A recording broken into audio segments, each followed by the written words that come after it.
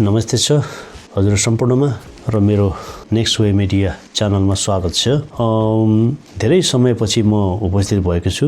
मेरो आवाजले पनि सायद अन्दाज गर्नु होला मेरो चाहिँ आवाज नर्मल छैन, रुगा खोकीले ग्रस्त छु।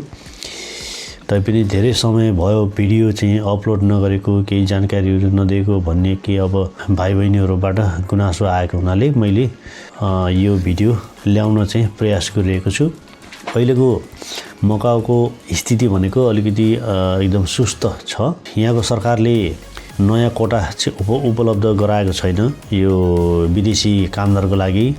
किन भन्दाखेरि मैले पहिलाको भिडियोहरुमा पनि भनेको थिएँ, जानकारी गराएको थिएँ कि यहाँको सानो स्याटेलाइट क्यासिनोहरू बन्द भएको कारणले र त्यसबाट उत्पन्न भएको बेरोजगारको अब परिस्थितिले गर्दाखेरि अलिकति विदेशी कामदारहरूलाई धेरै मर्का परिरहेको छ।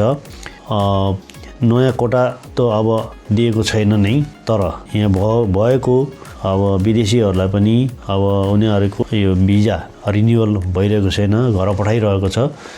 त्यस कारणले गर्दाखेरि अहिलेको खास जानकारी भनेको यही नै हो। त्यसपछि अर्को भन्दै अब यहाँको एक प्रतिष्ठित कम्पनी एसजेएम ले करिब 50 देखि 60 जनाको हाराहारीमा नेपाली कामदारहरूको भिजा रिन्यू गरेको छैन, यानी कि उनीहरूलाई घर पठाउने भएको छ।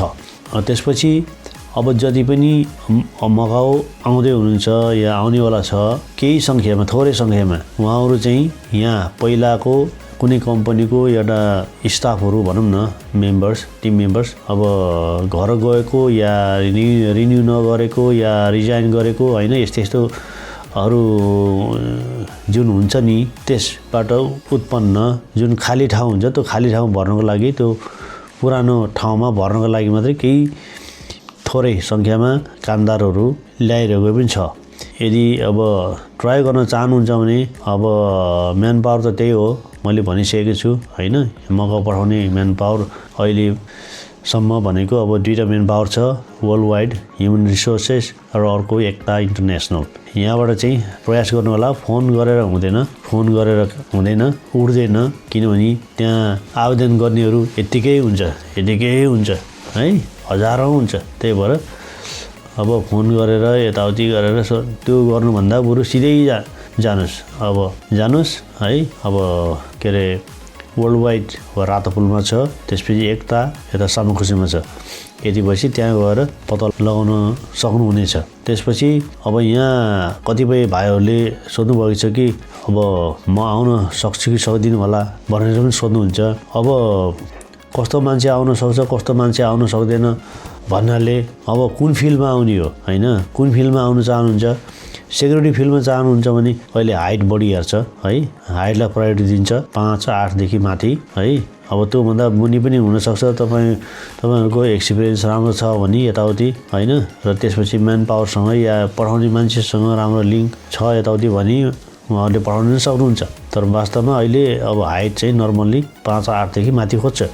अब स्कुल सर्टिफिकेट चाहिँ कम्तीमा नै एसएलसी र एसई गरेकै हुनुपर्छ, पास भएको हुनुपर्छ सर्टिफिकेट, र काम गरेको अनुभव 3 वर्ष, कम्तीमा नै 3 वर्ष हुनुपर्छ त्यही फिल्डमा।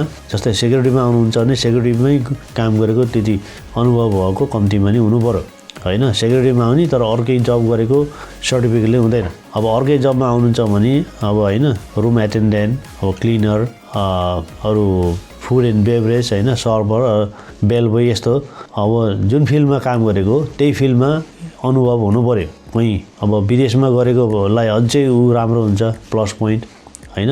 नेपालमै गरेको भए पनि हुन्छ चाहिँ पक्का ओरिजिनल सर्टिफिकेट चाहिँ हुनु पर्यो। त्यसपछि अब भन्दै यहाँ मगाउमा आएर अनि कति कमाइ हुन्छ होला भन्ने सबैलाई जिज्ञासा हुन्छ। मैले पहिलाको भिडियोहरुमा पनि धेरै भिडियोहरुमा मैले भनेको छु यो विषयमा।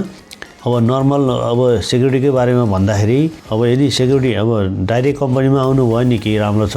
अब डाइरेक्टमा आउने हो भने लगभग अब 2.5 लाख लगभग 3 लाख जति पुग्न आउँछ अब खर्च कटाएर है, लगभग त्यति हुन्छ। अब सप्लाईमा आउनु भयो भने अब 2 लाख लगभग 2 लाख स्यालेरी चाहिँ हुन्छ।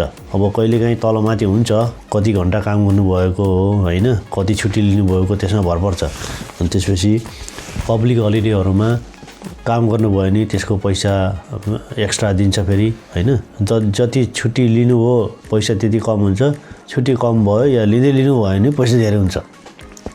त्यसको पैसा क्षति रेस्ट डे कम्पेन्सेसन भनेर दिन्छ। अहिले हालै मात्र यहाँको सरकारले मिनिमम बेसिक तलब भनौँ न 8 घन्टाको पहिलाको भन्दा अलिकति लगभग 270-80 कति बढाउने भएको छ होइन।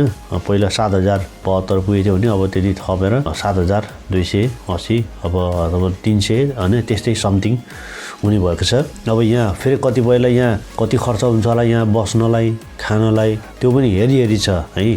यदि तपाईँहरू साथीहरूसँग मिलेर बस्नुहुन्छ भने ल मानौँ 1,000 को कोठामा बस्नुभयो भने 500 पर्यो होइन। अब 2,000 कोमा पर्नुभयो भने 1,000 पर्यो। अनि खाना मिलेर खाने भने सङ्गोलमा खाने भने त्यही अनुसार सबै मिलेर खायो भने सस्तो। अब पैसा कमाउने नै हो भने तरिका चाहिँ यो।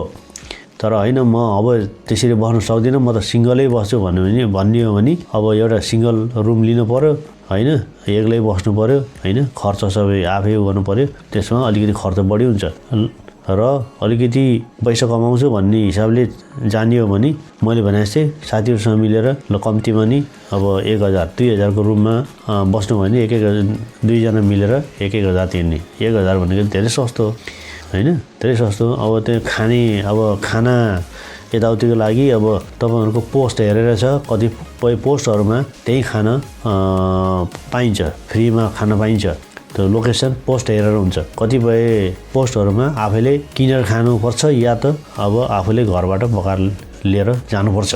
यही हो र खास यति नै हो। अरू जानकारीहरू भए अर्को भिडियोमा फेरि ल्याउने छु। अरू केही जिज्ञासा छ भने मलाई कमेन्टमा चाहिँ भन्नु होला या अथवा मलाई सिधै WhatsAppमा कल गर्न पनि सक्नुहुन्छ, मेसेज गर्नु होला। कल भन्नाले मेसेज, किनभने म पनि यहाँ काम गर्छु, त्यही भएर मलाई चाहिँ समयको धेरै अभाव हुन्छ। त्यही भएर सकेसम्म मेसेज गर्नु होला। त्यस्तै पर्यो भने अब फुर्सद भयो भने बोल्नु नै पर्ने भयो भने त्यसपछि फुर्सदको समयमा बोलौँला भन्दै अहिलेलाई यो छोटो भिडियो यहीँ अन्त गर्छु। सबैको जय होस्, हामी सबैको जय होस्, देशको जय होस्, सबैले देशलाई माया गरौँ भन्दै आजलाई यति नै गर्छु। हस्त, नमस्ते, टेक केयर।